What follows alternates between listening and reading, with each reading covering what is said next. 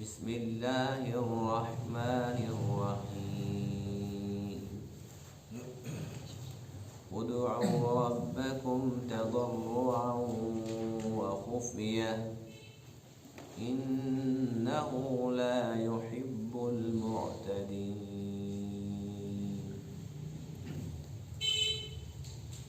ولا تفسدوا في الأرض بعد إصلاحها وادعوه خوفا وطمعا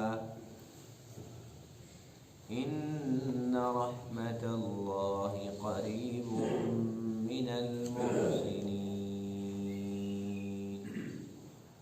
صدق الله العظيم.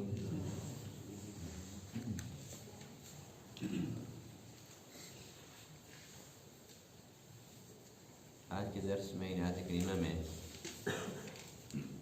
دعا کے آداب کا ذکر ہے کہ اللہ تعالیٰ سے دعا کیسے کرنی چاہیے. دعا کے آداب میں سے پہلا ادب یہ ہے کہ جب انسان اللہ سے مانگے تو گڑ گڑا کے مانگے، اور دوسرا یہ کہ اس کے اندر عاجزی نظر آ رہی ہو، یعنی کہ ایک بندہ جو مانگنے والا ہے اس کے مانگنے سے پتہ چلے کہ یہ مانگنے والا ہے، یہ اللہ سے مانگ رہا ہے. اور اللہ فرماتے ہیں کہ جو کوئی دعا کرتا ہے تو میں اس کی دعا قبول بھی کرتا ہوں، اس سے خوش بھی ہوتا ہوں. اور جو لوگ اللہ سے دعائیں نہیں مانگتے تو اللہ فرماتے ہیں کہ یہ لوگ گویا کہ تکبر کر رہے ہیں، تو ان لوگوں کو جہنم کے اندر ذلیل کر کے داخل کرو. ایک اللہ ہی تو ہے کہ جس سے انسان جتنا مانگے وہ خوش ہوتا ہے، دیتا بھی ہے اور مانگنے پر خوش بھی ہوتا ہے. اللہ کے بغیر اور کون ہے؟ دنیا کے اندر دیکھو والدین ہوتے ہیں، بہن بھائی کا رشتہ ہوتا ہے، میاں بیوی کا رشتہ ہے، لیکن معاملہ یہ ہے کہ انسان جب انسان سے مانگے گا جتنا بھی پیار ہو، 1 بار 2 بار 5 بار 10 بار، بالآخر کیا جواب ملتا ہے کہ بس کر لے، تو تیرا ہم نے ٹھیکہ اٹھا رکھا ہے، کب تک مانگتا رہے گا، اب اپنا کچھ سوچ. لیکن اللہ تعالیٰ کیا فرماتے ہیں کہ مجھ سے مانگتے رہو اور مانگتے رہو اور مانگتے رہو. کھلے عام بھی مانگو، چھپ کے بھی مانگو، بس تم مانگتے رہو. تمہارا کام مانگنا ہے، اللہ کا کام ہے عطا کرنا. ہاں یہ بات ضرور ہے، اللہ فرماتے ہیں کہ تم زمین کے اندر اصلاح کرو، تم فساد مت پھیلاؤ. یعنی کہ اللہ تعالیٰ کو یہ پسند ہے کہ ایک انسان مومن ہو. اللہ تعالیٰ کو کفر، شرک، بدعات، رسومات یہ پسند نہیں ہے. جس معاشرے کے اندر کفر ہوگا، شرک ہوگا، نفاق ہوگا تو گویا کہ اس کے اندر فساد ہے. تو اللہ فرماتے ہیں کہ تم ان چیزوں سے بچو، فسادی نہ بنو، بس تم انسان بن جاؤ، تم مسلمان بن جاؤ، اللہ سے مانگنے والے بن جاؤ، تو پھر اللہ تعالیٰ کی رحمت تمہارا انتظار کر رہی ہو. ادعوا ربکم، تم اپنے رب کو پکارو، تضرعا گڑ گڑا کے، وخفیہ اور چپکے سے مانگو. انہ لا يحب المعتدین، بے شک اللہ تعالی حد سے بڑھنے والوں کو پسند نہیں کرتا. ولا تفسدوا فی الارض، اور تم زمین میں فساد مت پھیلاؤ، بعد اصلاحها، اس کی اصلاح کے بعد، وادعوه خوفا وطمعا، اور تم اس کو پکارو خوف اور امید سے. یعنی کہ دونوں چیزیں بیچ میں نظر آئیں کہ اس کو اللہ کا ڈر بھی ہے اور اللہ سے امید بھی ہے. ان رحمت اللہ قریب من المحسنین، بے شک اللہ کی جو رحمت ہے وہ نیکوں کے قریب ہے.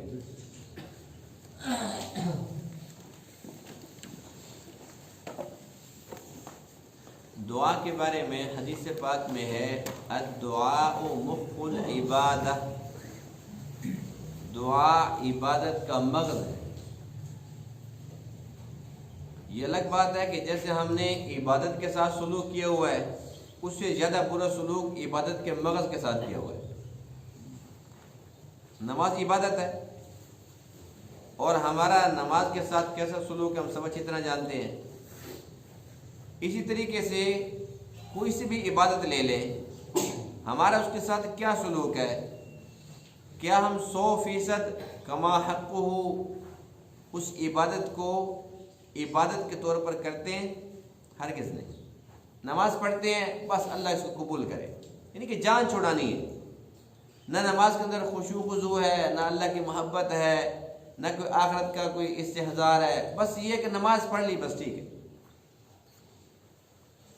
تو عبادت کے ساتھ ہمارا سلوک اچھا نہیں ہے۔ اللہ کے نبی فرماتے ہیں کہ دعا مغز ہے عبادت کا، اس مغز کے ساتھ ہمارا سلوک اس سے زیادہ بدتر ہے۔ اور وہ کیسے؟ وہ اس طرح کہ دیکھو، کچھ دعائیں ہوتی ہیں پڑھنے والی اور کچھ دعائیں ہوتی ہیں مانگنے والی۔ ہمارا معاملہ یہ ہے کہ ہم جب دعا جہاں پڑھنی ہوتی ہے تو وہاں مانگنے کھڑے ہو جاتے ہیں، اور جہاں پر مانگنی ہوتی ہے وہاں پر ایسے مانگتے گویا کہ ہم نے پڑھ لی ہے۔ ایسی بات کہ نہیں ہے، حالانکہ دعا جو پڑھنے والی ہے اس کو پڑھنا چاہیے۔ جیسا کہ ہم مسجد میں جب داخل ہوتے ہیں تب ہمارے لیے کیا حکم ہے کہ تم دعا پڑھو، دعا مانگنے کا حکم نہیں ہے، دعا پڑھو۔ بسم اللہ والصلاۃ والسلام علی رسول اللہ، اللہم افتح لی ابواب رحمتک۔ یہاں پر ہاتھ نہیں اٹھانے، یہ دعا مانگنے والی نہیں ہے، یہ پڑھنے والی ہے۔ ایسے ہی جب مسجد سے باہر نکلتے ہیں تو اس وقت بھی دعا پڑھنی ہوتی ہے، اللہم انی اسألک من فضلک ورحمتک۔ یہ دعا مانگنی نہیں ہے، پڑھنی ہے۔ اسی طریقے سے بیت الخلاء میں جاتے ہیں آتے ہیں تو وہ دعائیں پڑھنے والی ہوتی ہیں۔ کھانا کھانے سے پہلے دعا پڑھنی ہوتی ہے، کھانا کھانے کے بعد پھر دعا پڑھنی ہوتی ہے۔ اسی طریقے سے اذان کے بعد والی دعا ہے، یہ بھی دعا پڑھنے والی ہے، لیکن ہم کیا کرتے ہیں کہ اس دعا کے وقت ہم ہاتھ اٹھا لیتے ہیں۔ اذان کے بعد جو دعا ہوتی ہے اس پر ہاتھ اٹھا لیتے ہیں، یہ دعا مانگنے والی نہیں ہے، پڑھنے والی ہے۔ ایک اور دعا ہے جمعہ کے 2 خطبوں کے دوران، 2 خطبے ہوتے ہیں نا، جب امام ایک خطبہ پڑھ کے پھر بیٹھتا ہے، پھر اس کے بعد کھڑا ہو کے پھر دوسرا خطبہ شروع کرتا ہے، یہ جو بیچ میں وقفہ ہے یہ قبولیت دعا کی گھڑی ہوتی ہے، اور اس وقت ہاتھ نہیں اٹھانے ہوتے۔ ہمارے یہاں بہت سارے لوگ ہاتھ اٹھاتے ہیں، ہاتھ اٹھا کر دعا مانگتے ہیں۔ یہ وہ موقع ہوتا ہے کہ اس موقع پر دعا مانگنی ہے، پڑھنی نہیں ہے، مانگنی ہے، لیکن ہاتھ نہیں اٹھانے، اور زبان سے بھی دعا نہیں مانگنی، دل کے اندر دعا مانگنی ہے۔ تو یہ دعا کے آداب عرض کر رہا ہوں کہ ہمیں پتہ نہیں ہے کہ دعا کہاں پہ پڑھنی ہے اور کہاں پہ دعا مانگنی ہے۔ جو دعائیں مانگنے والی ہیں ان کا ہم جب دعا مانگتے ہیں ماشاءاللہ، ربنا آتنا فی الدنیا حسنہ وفی الآخرۃ حسنۃ وقنا عذاب النار، یہ کہ پڑھ لی، ہم نے مانگی تو نہیں ہے، پڑھ لی ہے۔ کافی دعائیں میں ایسی یاد ہوتی ہیں کہ ہم نے ہاتھ تو اٹھائے ہوئے ہیں، شکل تو ہے مانگنے والی، لیکن ہم مانگ نہیں رہے، ہم پڑھ رہے۔ اللہم انت السلام و منک السلام، یہ دعا ہم ایسے پڑھ لیتے ہیں، حالانکہ یہ دعائیں مانگنے والی ہیں۔ کہ جب ہم نماز کے بعد دعا مانگتے ہیں یا ہمیں کوئی بھی حاجت ہو اللہ تعالیٰ سے ہمیں دعا مانگنی چاہیے، تو دعائیں ایسی مانگو کہ جیسے مانگنے کا حق ہے۔ حدیث پاک میں کہ جب تم اللہ تعالیٰ سے مانگتے ہو تو تم مانگنے والی شکل بناؤ۔ سب سے پہلی بات یہ کہ مانگنے کی شکل بناؤ، پتہ چلے کہ یہ مانگتا ہے اللہ دینے والا اور یہ لینے والا۔ اور اس کے بعد یہ ہے کہ انسان کو اللہ کے سامنے رونا چاہیے۔ حدیث پاک میں ہے کہ اگر تمہیں رونا نہیں آتا تو رونے والی شکل ہی بنا لو، اللہ تعالیٰ اس پر بے رحم کر دیتا ہے۔ لیکن یہاں تو معاملہ کچھ اور ہے کہ رو پیٹ کے نماز ہم نے پڑھی لی، لیکن جو مغز ہے عبادت کا، دعا، اس کے لیے تو ہمارے پاس ٹائم ہی نہیں ہے، بہت کم بات۔ بس دعا کا جب ٹائم ہی نہیں ہے، انسان کو ضرورت ہی نہیں ہے، تو پھر اللہ کو کیا پرواہ ہے؟ جاؤ۔ جب انسان مانگنے والا نہ ہو تو اللہ کو کیا ضرورت ہے کہ وہ زبردستی منگوائے؟ اللہ فرماتے ہیں کہ تم مانگو ادعو ربکم تضرعا وخفیا، تم جب اپنے رب کو پکارتے ہو یا دعا کرتے ہو تو اس میں گڑ گڑانا بھی ہونا چاہیے، اور اس کے اندر یہ کہ تمہاری شکل بھی ایسی ہونی چاہیے کہ تم دعا مانگ رہے۔ حدیث پاک میں ہے کہ اللہ تعالیٰ کو یہ پسند ہے کہ دعا عربی کے اندر مانگو، اس لیے کہ اللہ کے محبوب علیہ السلام کی جو زبان تھی وہ عربی تھی، اللہ کو زیادہ پسند ہے تو یہ قبولیت کے زیادہ قریب ہے۔ لیکن اگر کسی کو عربی زبان نہیں آتی تو وہ اپنی زبان کے اندر ہی مانگے، لیکن وہ مانگے، دعا پڑھے نہیں۔ جو رٹے رٹے الفاظ ہیں بس ہم وہ ایسے زبان سے ادا کر دیتے ہیں، اور بس اجمعین برحمتک یا ارحم الراحمین، نہیں پتہ کہ ہم نے کیا کیا، بس دعا مانگ لی ہے اور نہیں پتہ کہ مانگا کیا ہے۔ تو اس بات کا اہتمام کرنا چاہیے کہ جب ہم اللہ تعالیٰ سے مانگیں تو سمجھ کے اور انتہائی عاجزی کے ساتھ اور گڑ گڑا کے مانگیں، مانگنے والی شکل بنائیں، روئیں یا رونے والی شکل بنا لیں، اس انداز سے مانگیں۔ جب ہم دل سے مانگیں گے اور یقین کامل سے مانگیں گے اللہ تعالیٰ ہماری دعا کو رد نہیں فرمائے گا۔ ایک اور بات حدیث پاک میں ہے کہ دعا کی قبولیت کے لیے سب سے پہلی شرط ہے رزق حلال۔ آج کل ہم یہ بھی کہتے ہیں پتہ نہیں ہماری دعائیں کہاں جا رہی ہیں، نعوذ باللہ من ذالک۔ کبھی کبھی تو یوں کہتے ہیں ہماری تو سنتا ہی نہیں، یہ کفریہ کلمہ ہے، کیونکہ اللہ فرماتے ہیں کہ میں سب کچھ سنتا ہوں۔ اللہ تعالیٰ کی صفاتی ناموں میں سے ایک نام ہے سمیع، سب کچھ سننے والا، اور یہ کیا کہتے ہیں ہماری سنتا ہی نہیں، ہماری تو قبول ہی نہیں کرتا۔ تو یہ باتیں انسان کو زیب نہیں دیتی۔ انسان کا کام ہے مانگنا، اور اس کے لیے پہلی شرط، بنیادی شرط ہے رزق حلال کھاتا ہو، جو اس نے کھایا ہے، اس نے پیا ہے، جو اس نے پہنا ہوا ہے، یہ سب کچھ حلال ہے، تو اس کی دعا رد ہو ہی نہیں سکتی۔ حدیث پاک میں ہے کہ جو انسان حرام مال کھاتا ہو، حرام پیتا ہو، حرام اس کا اوڑھنا بچھونا ہو، اب یہ اللہ کو پکارتا ہے یا اللہ یا حنان یا منان، اللہ کے صفاتی ناموں کے ساتھ اس کو پکارتا ہے، اس کی دعا اس کے سر سے اوپر بھی نہیں جاتی، اللہ اس کی دعا قبول نہیں فرماتا۔ تو ہماری باتوں کا جواب مل گیا نا کہ دعائیں آج کل کیوں قبول نہیں ہوتی؟ اس لیے کہ جو ہم کھاتے پیتے ہیں، جو ہم پہنتے ہیں، اس میں تسلی نہیں ہوتی کہ یہ حلال ہے کہ حرام ہے۔ ایک اور حدیث پاک میں کہ اللہ تعالیٰ اپنے بندے کی دعا قبول کرتا ہی رہتا ہے جب تک کہ وہ جلد بازی نہ کرے۔ صحابہ کرام نے پوچھا اللہ کے پاک رسول جلد بازی سے کیا مراد ہے؟ فرمایا کہ جب یہ یوں کہتا ہے نا کہ ہماری دعا اللہ قبول ہی نہیں کر رہا، اللہ فرماتا ہے کہ آپ نہیں کروں گا۔ کیوں کہا؟ مومن کی دعا جو قبول ہونی ہی ہونی ہوتی ہے، لیکن یقین کامل ہونا چاہیے، اور ضروری نہیں کہ جو ہم نے مانگا اللہ تعالیٰ وہی دے۔ ہم سے بچے مانگتے ہیں نا ہمیں تو سائیکل لے کے دو، کہتے ہیں نا، بڑے ہوتے ہیں ہمیں موٹر سائیکل لے کے دو۔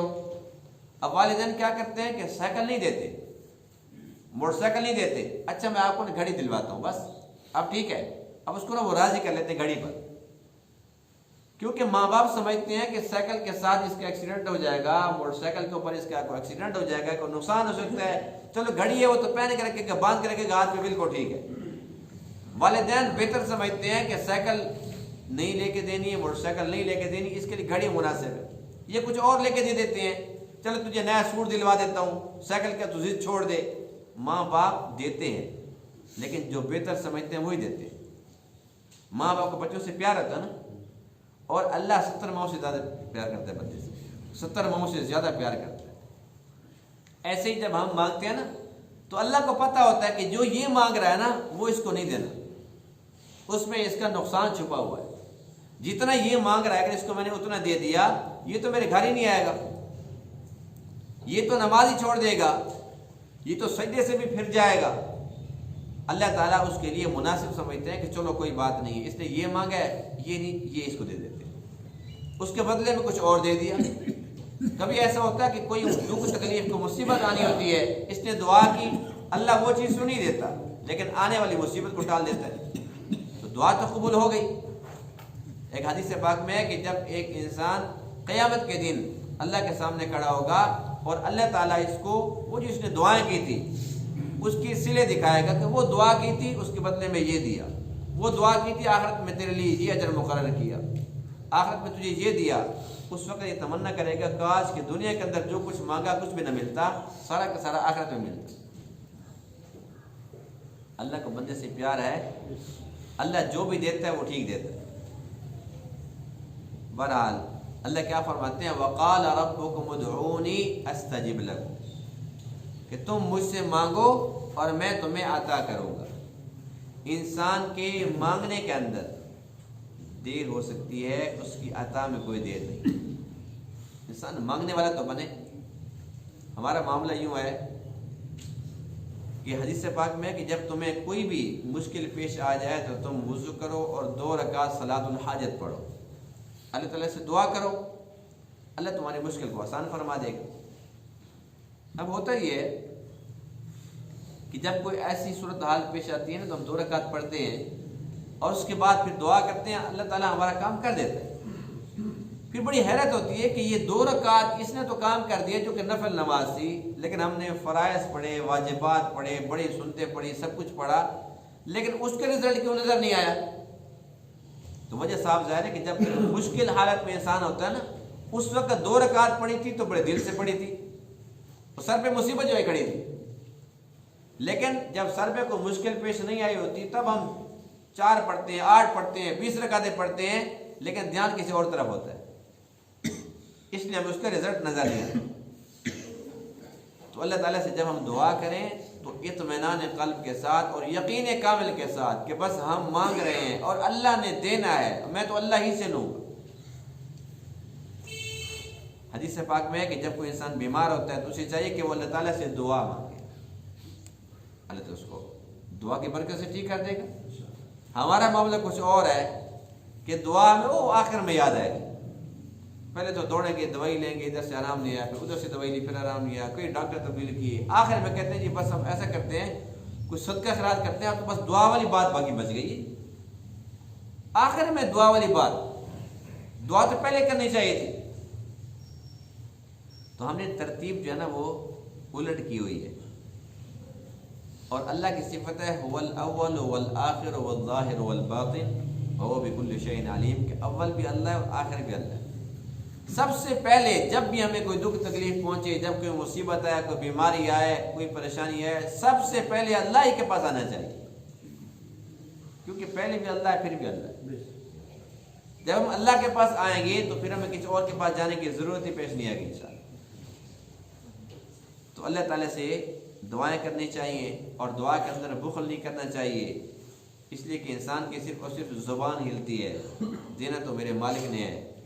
حدیث پاک میں ہے کہ غیب کی دعا غیب کے لیے بہتر ہے، یعنی کہ ایک بندہ ہمارے سامنے بھی نہیں ہے لیکن ہے میرا بھائی، میرا دوست ہے، اس کے لیے میں یہاں سے بیٹھ کے دعا کرتا ہوں، اللہ خوش ہوتا ہے کہ دیکھو یہ میرے بندے کے لیے دعائیں کر۔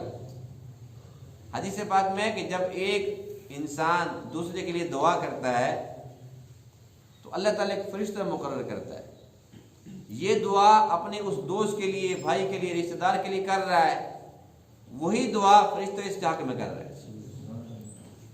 جس اللہ نے خود فرشتے کو مقرر فرمایا ہے اس کی دعا کو رد کرے گا؟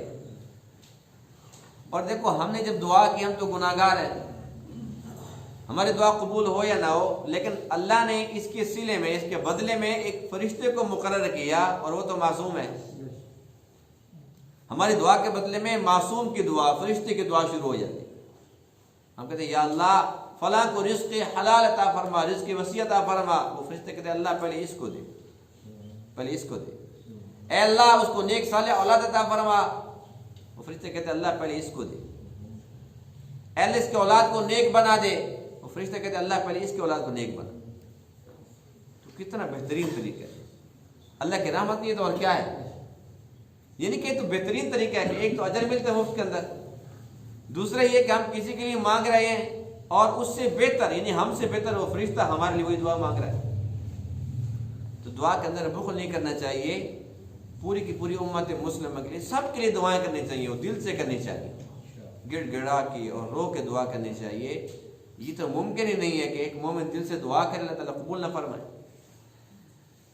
اللہ فرماتے ہیں ادعوا ربکم تضرعا وخفیا، رب کو پکارنا کیسے ہے، تم اپنے رب کا ذکر کیسے کرو گے، اس کو یاد کیسے کرو گے، اس کا طریقہ بھی یہی ہے کہ اپنے رب کو جب تم پکارتے ہو، اس کا ذکر کرتے ہو، تو پہلے تو گڑ گڑانا ہونا چاہیے، عاجزی ہونی چاہیے، وہ خفیہ اور چھپ کر ہونا چاہیے۔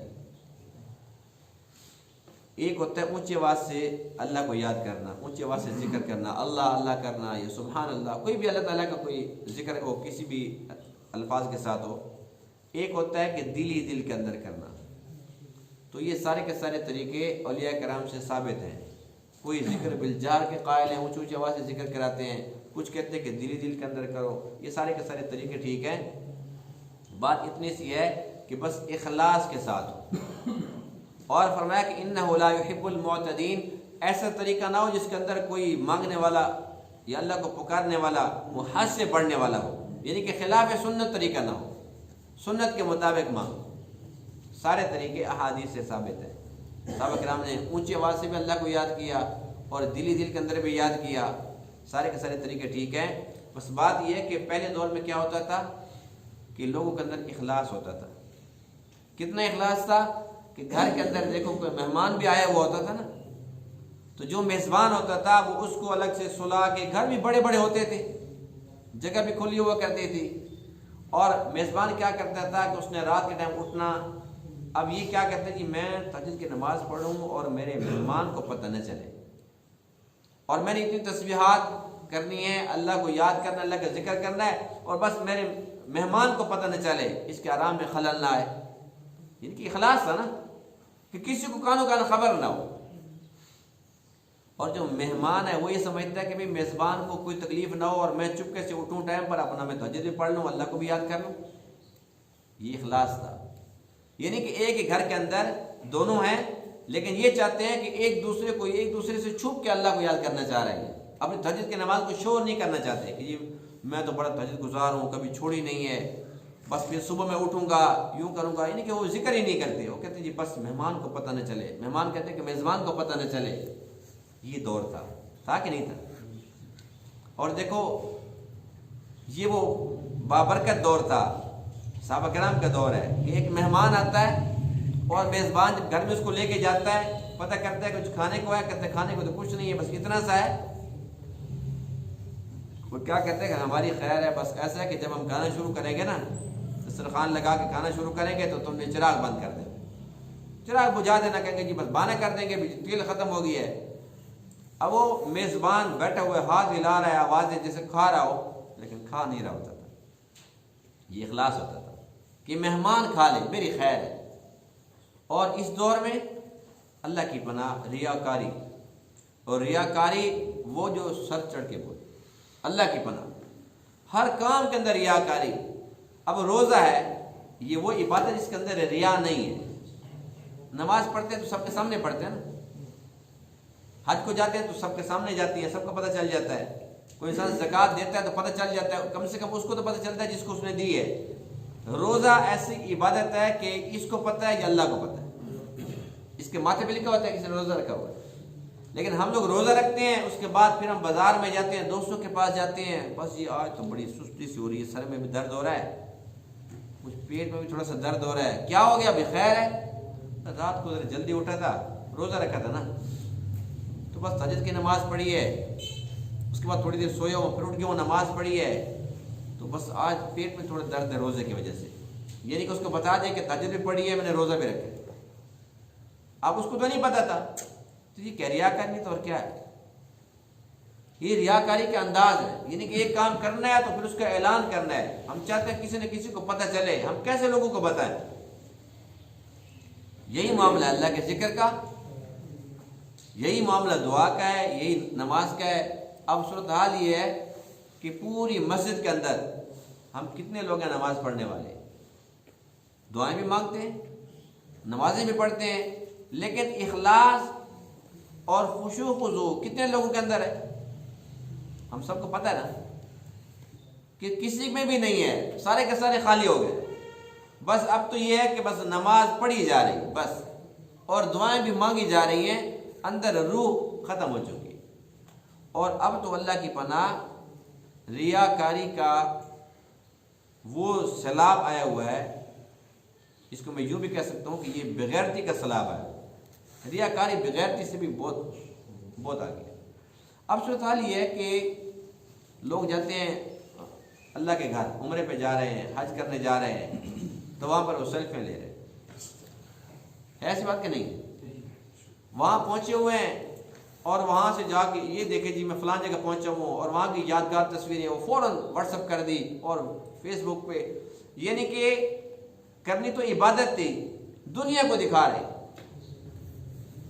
اور وہاں جا کر اپنے دوستوں کے ساتھ آن لائن، اور اللہ کے نبی کے روضہ پر جا کر وہیں آف لائن، جہاں گئے تھے اتنا خرچہ کر کے، اتنا کرایہ لگا کے، وہاں پر آن لائن ہوتے، وہاں آف لائن، اور پچھلوں کے ساتھ آن لائن۔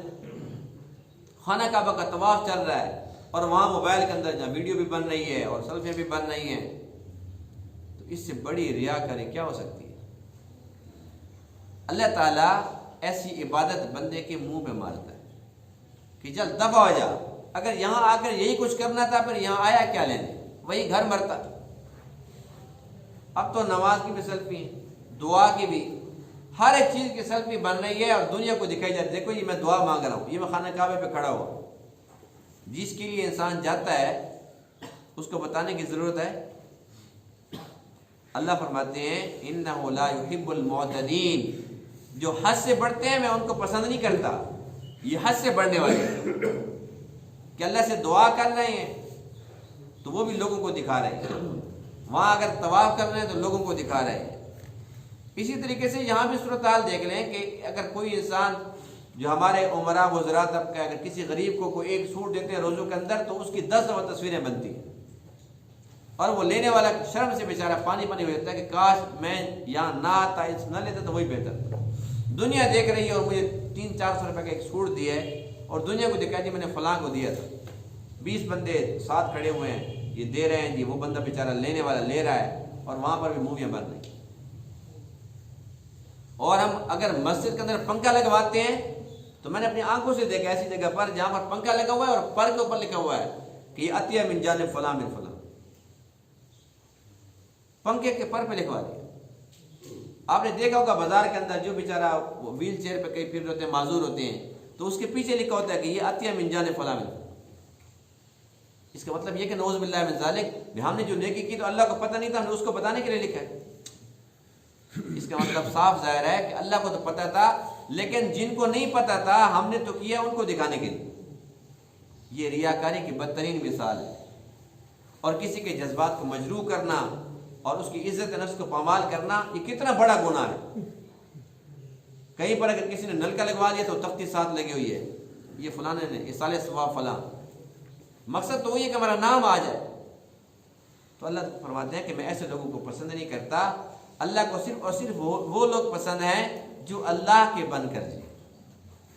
اللہ تعالیٰ کا ذکر کرو تو اس طریقے سے جیسے اللہ کی چاہت ہے، جیسے اللہ کے نبی کا طریقہ ہے، مبارک طریقہ، اور اللہ تعالیٰ سے دعا کرو تو اس انداز سے کرو جس انداز سے اللہ کے نبی نے کی، صحابہ کرام نے، اولیاء کرام نے کی، اللہ کے نبی نے کرنے کا حکم دیا، اس کا پابند کیا۔ اس سے آگے نکلیں گے تو پھر ذلت ہی ذلت ہے، پھر وہ عبادت نہیں رہتی۔ تو ہمیں چاہیے کہ ہم قرآن مقدس کو پڑھیں اور سمجھیں اور اس کے مطابق عبادت کریں، وہ بے شک عبادت ہو یا عبادت کا مغز دعا ہو، جو کچھ بھی ہو اللہ اور اللہ کے حبیب کی چاہت کے مطابق کریں گے تو انشاءاللہ وہ قبول ہوگی۔ اگر اپنی منمانیاں کریں گے اور ریاکاری تو پھر وہ اللہ تعالی ہمارے منہ پر مار دے گا۔ اللہ تعالی ان باتوں کو سمجھنے عمل کرنے کی توفیق عطا فرمائے۔ وآخر دعوانا الحمدللہ رب العالمین۔